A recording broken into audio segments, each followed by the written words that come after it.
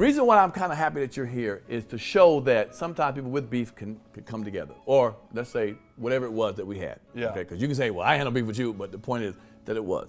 And I remember trying to keep it on the hush for a while, but then our friend, on another podcast had to bring the motherfucker up. Yeah. And then it became stirred up, and then people were hitting me up in the comments, why you do that to Gary? Why you do you a sucker ass nigga? I'm like, hold up, here we go. I was trying to keep it on the low. So let me tell for those, I'm going to beat around the bush a little bit, you can interject.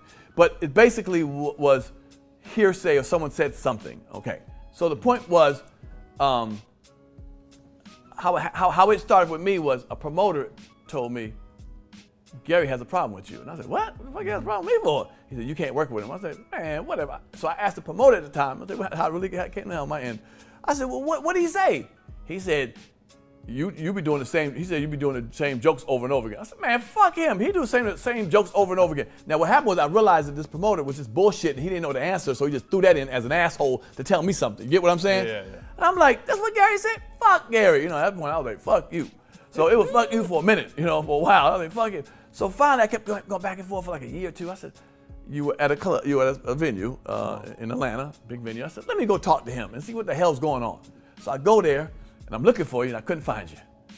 But the show started and someone found me. And they said, let me talk to you. I'm like, who are you? Some lady. And she said, come over here. She said, my client doesn't like you and you shouldn't be back here, basically. I said, I knew who it was. I said, man, really? So she walked me out. This stuff you might not know. She walked me out to the lobby and was like, all right, you can go. But I had to go do something afterwards anyway, but I just wanted to watch the show and talk to you. So I circled back and went to the back seat of the venue. I get back and I'm watching for a second. Usher was like, you gotta leave the building. I said, what? Motherfucker, I'm trying to watch D-Ray do this because of Shaq All-Star. Yeah. So I go out, and I got a backstage pass, a little one you can pull off and shit. So I go out and two comics come, a manager and a comic come up to me. What's up, P? What's up? I said, man, fuck this. I said, this motherfucking guy kicked me the fuck out of it. Fuck him and his manager. So I took the thing off. I said, you can have him. You go backstage and fuck with him. All right. So the next day, I get a phone call from a comic. And he said, man, what's up with you and Gary? I said, man, fuck him. He said, I'm doing the same jokes over and again. He said, that ain't what he told me. I said, what did he tell me? So then he told me what you told him. I said, what? I said, hell no. I was pissed. I was like, first of all, I'm a type of dude, I don't do that shit. I don't talk about other motherfuckers' business on the road. Well, I don't do all that. Yeah. So that's what he was. I said, So I'm gonna tell you how the whole thing goes. So then I said, give me my number so we could talk, because this ain't what I did. They never called me, whatever. So about a couple of years went by. Let me make sure I get the story. So some years went by. This time I'm furious at you. Fuck it. I want to meet you. I want to see you. I'm fucking. So a promoter called me and said I couldn't be on the show with Bruce. I was booked with Bruce. I said, what do you mean I can't be on the show with Bruce? I don't know. Somebody said you can't be with Bruce. I was like, who the fuck? I said, who's the agent? He told me the agency. I said, man, motherfucking Gary over there, motherfucker. So I called the top of the. I emailed the top of it. I said, man, well, me and him got together. Fuck all that. Don't worry about no other acts. That's a bullshit. But the lower agent, I didn't mention your name, who worked for the lower agent, was more your agent, had told somebody I couldn't work with no clients. Don't you know? That's what he told me. No clients, not just you, but Cheryl Underwood, DL, all my friends. Yeah. If somebody called and said I want Bill Bellamy, Earthquake, and Pierre, no, Pierre can't work with no clients. And I was wondering why I wasn't doing any theaters. Well, then I found out. I called Bruce. Bruce said, "Nah, man, you working?" So while I'm doing the show, I found out what happened. I said, this motherfucker here. So out of nowhere, I get a call. How did that happen? I get a call from that agent. I'm telling you how funky this motherfucker was. I get a call from out of nowhere saying this is so-and-so.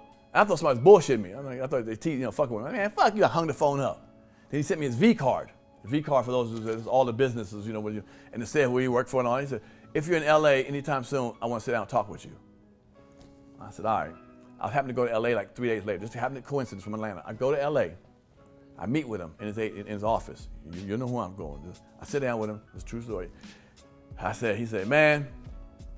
I said, I said, are you still with Gary?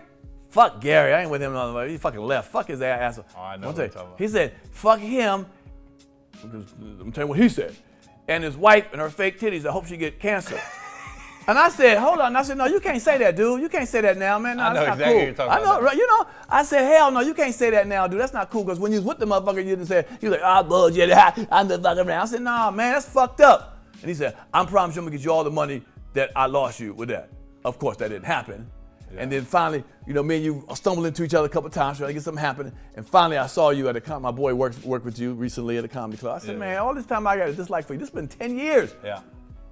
I saw you at a comedy club in LA, remember that? And I said, let me talk to you, Gary. We sat down. I said, what the fuck is the problem? And you explained what it was. And you said, well, my wife told me this, and I had to go with her. And I was like, you know what? At that point, I said, I respect you on that, but that's not what happened as far as my concern. But I understand what you had to do. You don't know me that well. And then we ran into each other together, not recently, and we squashed it. And I was like, dude, I'm telling you, man. So that's what the whole thing was for all that time. And I lost a lot of fucking money. Oh, I can unpack it because the agent, my thing is like, I never said don't book Pierre. They said, is there anybody you don't work with? And I said, Pierre. Right. So I never said like, don't book him and he don't work with nobody.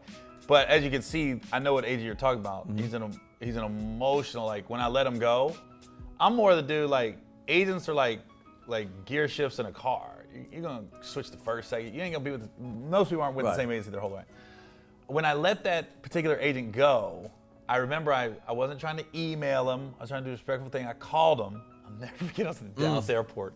And I go, hey man, this ain't working out. I said, so I'm gonna go a different direction. And he was like, are you firing me? Are you firing me? And I was like, why you make it sound so bad? Like, right. Calm down. And then I remember he like was just going off. He goes, Gary, he goes, you're gonna be making $3,000 a month. He goes, within 2 years, you're gonna be completely falling off. He took all the credit for all my stuff. And I said, yo, I'm not letting you go for the stand-up. I'm letting the agency go because I'm not getting any TV and film work. I'm generating it and bringing it to you. You guys aren't bringing me anything, which happens in this business. Sure. I was trying to be respectful with the dude. Right. And he went left, and it's probably when he called you. So my guess is this is 2016 or 17. About that time, yeah. Yep. That's when I let it go. Yeah. And the crazy part is, I went with another agency. I wasn't happy with them after a year. I let them go. Did the same thing. Called the agent, and the agent went, well, it's disappointing. He goes, you know, I feel like I could really have built you. He goes, but I understand. He goes, you know, and we're still cool.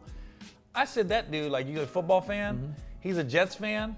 I sent that dude like a Jets gift package as a thank you for your work. Right. And I was like, and I remember calling my manager, Lisa, I was like, man, it's so different. Like, I call this one dude, he goes left, and I call this other guy, I go, and I'd work with him again. Right. Like, and now that guy is at a different agency. So he gets it, he misses. Right. He makes and even the agent you're talking about, he's not with the agency anymore that he got mad with, that he got mad about. I mean, we're in a gear shift. And as far as like me and you go, like, yeah, I heard some stuff. And so I remember talking to my ex about it, and I go, please don't just throw a name out there, just to throw a name out there. Right. And you know, if you, I'm sure if you ask her, I don't know, she'll probably say, this really happened, and you're telling me it didn't happen. But at this point, I was like this, I don't even know. So I'm just going like this. I'm not gonna be mad at nobody no more. Right. Well, now, but the point. So here's a question. I was trying to contact you. Everybody was going to give you my number, and you was avoiding it to even clear it up. You didn't want to clear the air to even say, let me holler at you for a second. Let me holler at you for a second. Is that your white side? Well, hold on. Nigga would have been like, what the fuck's up, man? Let me put it this way. Shit. You. How about this? Okay. You saw when the divorce happened. I got dragged on social media, by my ex. Right. So that lets you know what I basically was dealing with. I hear you. Right? Just like this. Yeah. I get you. I get that. Well, I didn't know at the time, but and I'll say it on record. I don't remember ever saying that. And we were talking about the certain person. I was like, I don't know a person like that. I ain't know nothing. I was like, I have no fucking idea, and whatever. So it was just I really, because what was said, I didn't want it to be in my name like that. I'm like, I'm not that kind of guy. Yeah. I really felt that fucked up. So I was trying to rectify the shit, but I never went to social media. I never no, you did right. Sure. I was just saying, I mean, basically was this. Agent called and was like, is there anybody you don't work with? And I said, Pierre. That's funny. You know how many motherfuckers you could have picked? Shit. A lot of motherfuckers you don't like. Well, look at what I thought you did. It's like this. I can't trust this dude on the road. I know that's right. My last couple openers did me dirty too. So it's just like, so I know what happens. Right. You know what I mean? Sure. I know what happens. Damn. I've never outed them. Right. But I'm never working with them again. Right. You know? Right. I'm not calling clubs going, don't book them. Right. I don't have the energy for that. I don't have the time for that. I didn't know I made the list of don't fuck with him. God damn. I like shit. It's so funny. I didn't know for so long. I was like, why am I at this chuckle hut every motherfucking week? And shit, why am I used to do theaters all the time? And I was like, and it wasn't just for you. I would say, all right, me and you could not work. But when I found out they were doing it for other acts too, I was like, you mother. He just was on your nutsack, the agent, and just was like, I'm gonna make sure Pierre don't work also. Like, that was unnecessary. I don't know. Yeah, that was too much. Yeah, that's too much. Hell yeah, I wasn't working. I was like, it was, whatever. I was like, wow. If you like that clip, hit the subscribe button or the notification bell. In fact, why don't you hit both of them?